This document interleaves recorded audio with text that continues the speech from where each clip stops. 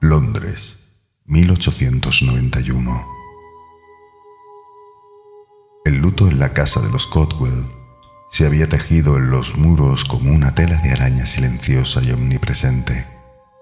Elara y Arthur Cotwell eran lo que la sociedad victoriana llamaba una pareja acomodada, pero su gran casa en las afueras de Londres se sentía más como una tumba. Habían perdido a su única hija, Lily, a los 6 meses de edad. Una fiebre implacable se la había arrebatado tan rápido como el viento se lleva una hoja. La habitación de la niña, en otro tiempo el feliz rincón de la casa, había sido sellado. Arthur, en su pragmático dolor, guardó todas las pertenencias de Lily en el desván, creyendo que así podría sanar la herida. Pero la herida de Elara no era de las que sanan, era una herida que se pudre. La tristeza se manifestó como una niebla fría que la perseguía, haciendo que cada día fuera un peso insoportable. Arthur, un banquero de modales impecables, intentaba consolarla, pero sus palabras sonaban vacías en el dolor que la muerte de Lily había dejado. Una tarde de otoño, incapaz de soportar la soledad del salón, Elara subió los crujientes escalones hacia el desván. El aire era pesado, cargado de polvo y recuerdos.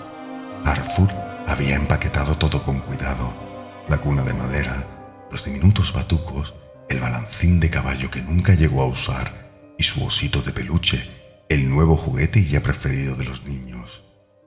Elara, con el corazón encogido, se sentó en el suelo, rodeada de la vida que ya no era. Fue entonces cuando la vio.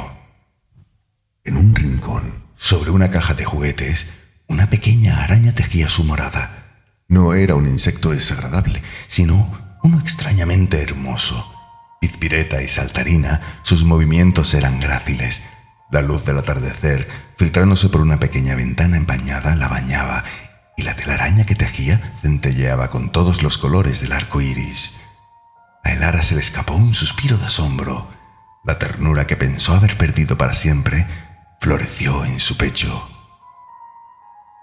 La observó y después de un buen rato decidió llamarla Ariadne. Al día siguiente regresó con una diminuta hormiga. La dejó con cuidado en el borde de la telaraña. La criatura alzó sus patas y con una rapidez sorprendente engulló su obsequio. Elara creyó ver una fruición en sus movimientos, un anhelo que hiciera parecer reclamar más alimento. Una idea perturbadora y reconfortante a la vez se instaló en su mente. Cuidaría de esa hermosa criatura como una madre. La obsesión de Elara creció con la araña. La veía como el renacer de la maternidad que se le había negado. Pasaba las horas en el desván, cerrando la puerta con pestillo para que ni su marido ni alguien del servicio pudiera molestar a su hija. Le llevó insectos más grandes, luego un ratón que había quedado atrapado en una trampa en el sótano y finalmente un pequeño gorrión que encontró herido en el jardín. Cada vez que Ariadne se alimentaba, aumentaba su tamaño, pero no de la forma en que un animal normal crece. Apenas deglutía el alimento, la criatura se desarrollaba frente a sus ojos. Su cuerpo se hinchaba, volviéndose más oscuro y brillante. Sus patas se alargaban, volviéndose gruesas y espinosas.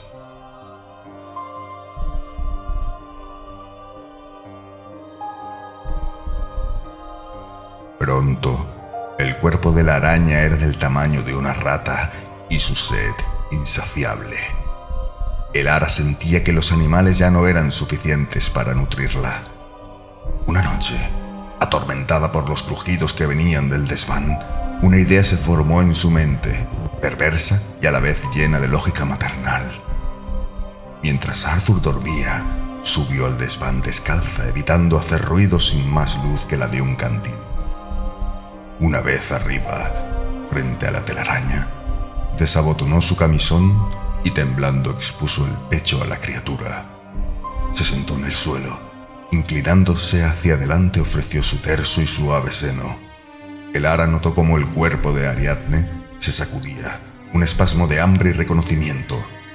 La araña trepó por el cuerpo lenta y cuidadosamente y se aferró en un movimiento que no era ni de presa ni de abrazo. Elara, con el peso de la monstruosa araña en el regazo, sintió un pinchazo agudo seguido de una succión. Fue un acto tan íntimo y grotesco que sus sentidos se colapsaron. Se alimentaba con voracidad. Una de sus patas, ahora áspera y peluda, acarició los brazos de la mujer, fijando los 8 ojos perlados negros en los de ella. Fue un gesto de afecto, de amor. Un vínculo de horror se selló en ese momento. Con el transcurrir de los días, a medida que la criatura exprimía la vitalidad de Elara, el cuerpo de la mujer se iba consumiendo. Pronto, su mirada se tornó vacua y su rostro y cuerpo mostraban signos de envejecimiento prematuro. La piel se iba secando y pegando a su figura cadavérica de pelo blanquecino. Arthur, por su parte, se preocupaba. Notaba la reclusión de Elara, su rápido deterioro y la extraña quietud de la casa. Un día, al oír un golpe sordo en el desván, subió a investigar. Cuando abrió la puerta, la escena le heló la sangre. La estancia, antes llena de polvo y recuerdos, ahora convertida en una grotesca sala de estar. La tela de araña, ya no un arco iris, sino una densa y pegajosa masa, cubría gran parte del techo abuhardillado de madera. En su centro, un ser arácnido repulsivo del tamaño de un gato con 8 ojos oscuros que lo escrutaban sin parpadear. Arthur, con una mezcla de horror y furia, asió un viejo atizador de leña y se dispuso a acabar con la bestia.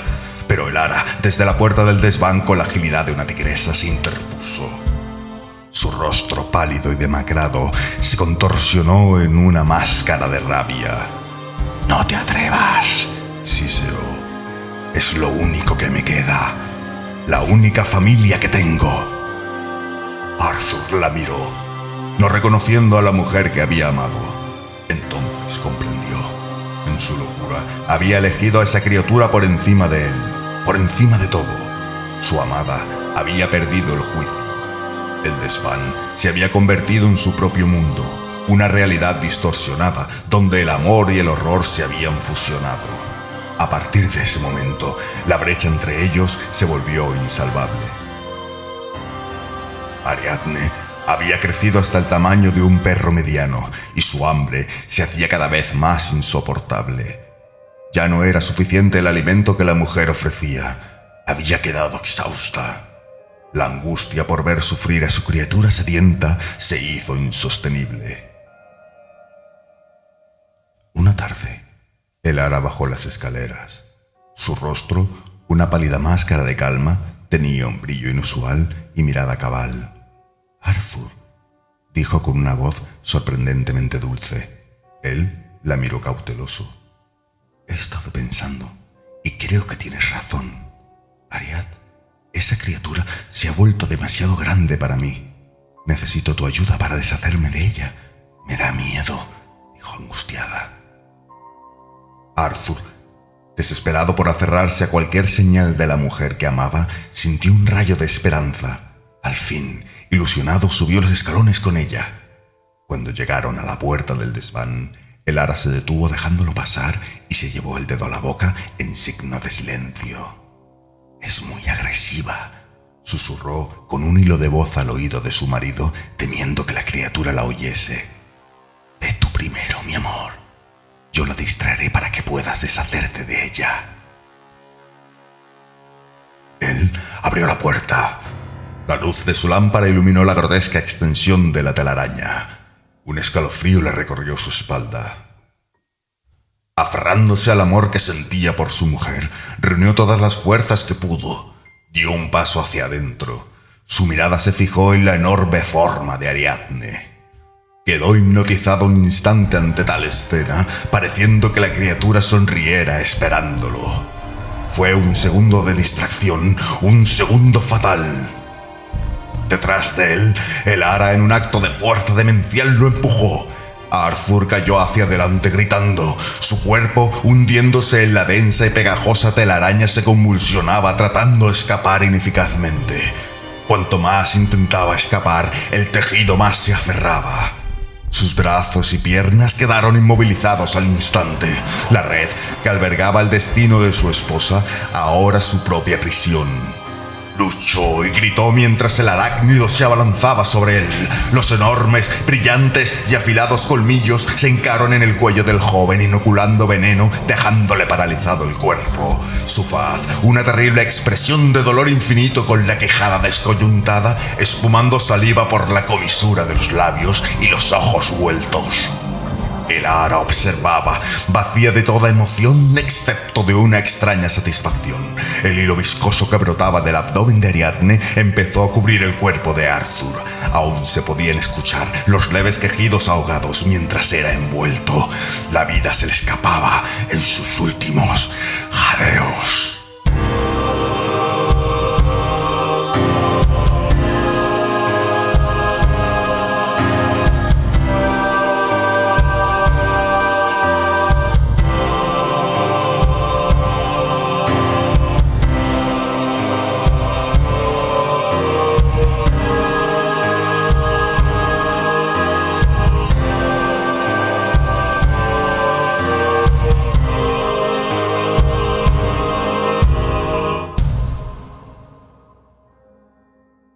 A la mañana siguiente, un silencio absoluto. No un silencio de paz, sino de terror profundo. Arthur no había regresado anoche a casa, advirtió la sirvienta. La cena que ella misma había dispuesto diligentemente en el comedor estaba intacta. Su señora no respondía a su llamada, siquiera desde el desván, donde últimamente más tiempo pasaba. Esperó a su compañera de labor doméstica y ambas resolvieron encontrar a su señora. Lo que descubrieron desde el último escalón frente al vano de la puerta era el final de un ciclo. Ariadne se alzaba sobre la mujer. El ara no se movía, pero estaba viva. Su cuerpo, envuelto a modo de sudario tejido primorosamente, había quedado suspendido del techo como una crisálida.